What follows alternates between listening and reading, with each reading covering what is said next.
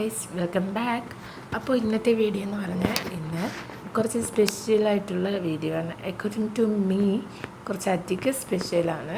Because എൻ്റെ ചാരൂസിൻ്റെ first birthday ആണ്. അപ്പോൾ നമുക്കിപ്പോൾ ബർത്ത്ഡേ വിശേഷങ്ങൾ കണ്ടാലോ.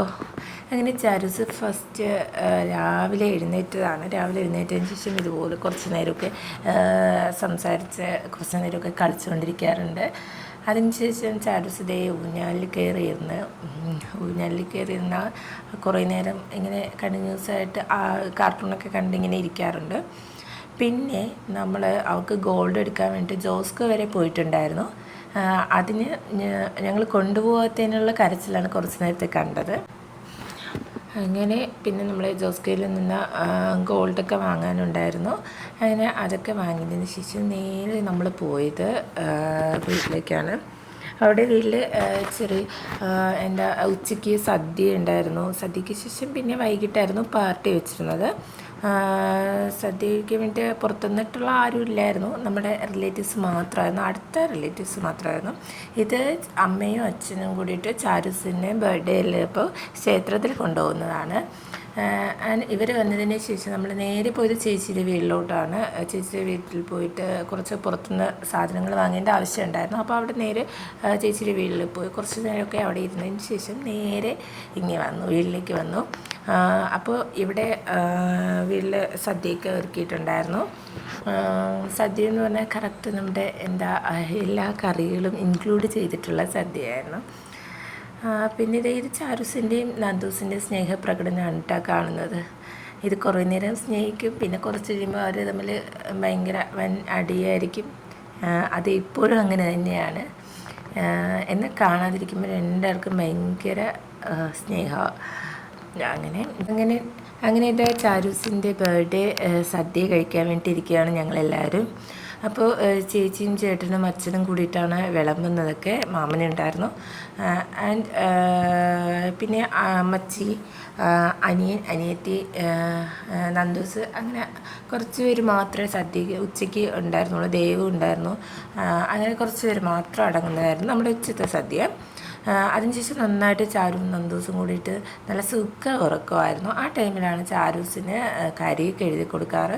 ബിക്കോസ് അവിടെ ഉണർന്നിരിക്കുമ്പോഴത്തേനും ഒട്ടും സമ്മതിക്കത്തില്ല കരിയൊന്നും എഴുതാൻ വേണ്ടിയിട്ട്.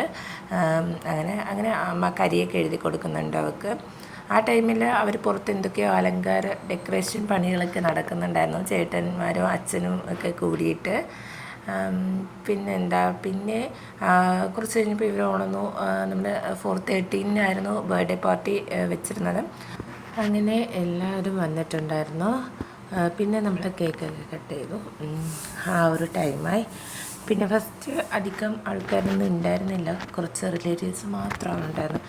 നമ്മുടെ അമ്മയച്ഛനും ചേട്ടൻ്റെ അമ്മ, അനിയത്തി, അമ്മച്ചി, നമ്മുടെ രണ്ടുപേരുടെ അമ്മച്ചിമാർ, പിന്നെ നന്ദൂസ്, പിന്നെ എൻ്റെ കസിൻസ്, പിന്നെ മാമ, അങ്ങനെ നമ്മുടെ അടുത്ത റിലേറ്റീവ്സാണ്. പിന്നെ ചേട്ടൻ്റെ കുറച്ച് ഫ്രണ്ട്സ് ഉണ്ടായിരുന്നു ആദ്യം തന്നെ. അങ്ങനെ നമ്മൾ ഇത്രയും പേരായിരുന്നു ഉണ്ടായിരുന്നത്. കേക്കൊക്കെ കട്ട് ചെയ്തതിന് ശേഷമാണ് പിന്നെ ആൾക്കാർ വരാൻ തുടങ്ങിയത്. അങ്ങനെ നമ്മുടെ ചാരൂസിൻ്റെ ഫസ്റ്റ് ബർത്ത്ഡേ കേക്ക് കട്ടിങ്ങാണ് നടക്കുന്നത്. ഇത് കട്ട് ചെയ്യുമ്പോഴത്തേനും ഞാൻ ആദ്യം വിചാരിച്ചത് ചാരൂസ് ഭയങ്കര കരച്ചിലായിരിക്കും എന്നാണ്. അവൾക്ക് കുഞ്ഞിലെന്ന് പറഞ്ഞാൽ ഭയങ്കര അതായത് കുറച്ചധികം ആൾക്കാർ വരുമ്പോഴത്തേനും അവൾക്ക് പേടിയായിരുന്നു. നമ്മൾ ആരുടെ അടുത്തും അങ്ങനെ മിങ്കിളാവാത്ത ടൈപ്പായിരുന്നു. അപ്പം ഭയങ്കര കരച്ചിലായിരുന്നു. അവൾ ഭയങ്കര അൺകംഫർട്ടബിൾ ആവുമായിരുന്നു. അപ്പം ഞാൻ ആ ടൈമിൽ വിചാരിച്ചു ഇവൾ കേക്ക് കട്ട് ചെയ്യുമ്പോഴത്തേനും ഭയങ്കര കരച്ചിലായിരിക്കും എന്നൊക്കെയാണ് വിചാരിച്ചത്. പക്ഷേ അങ്ങനെയൊന്നും അല്ല, നോർമലായിട്ട് അവൾ കരയാണ്ടൊക്കെ ആയിരുന്നു.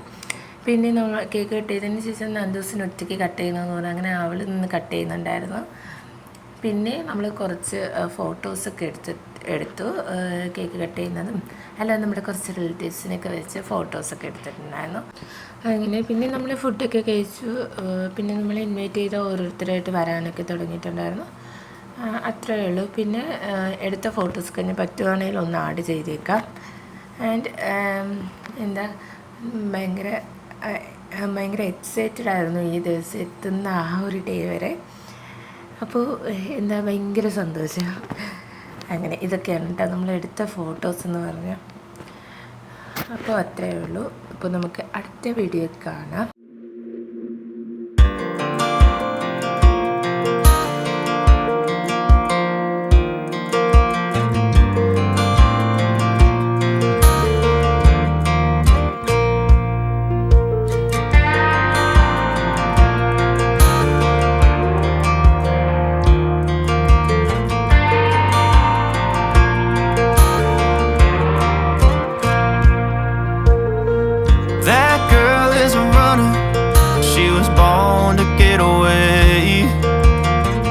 Hear that two-tone humming, headed out to the highway. I should have seen it coming through the years left in the dust. But after all the lessons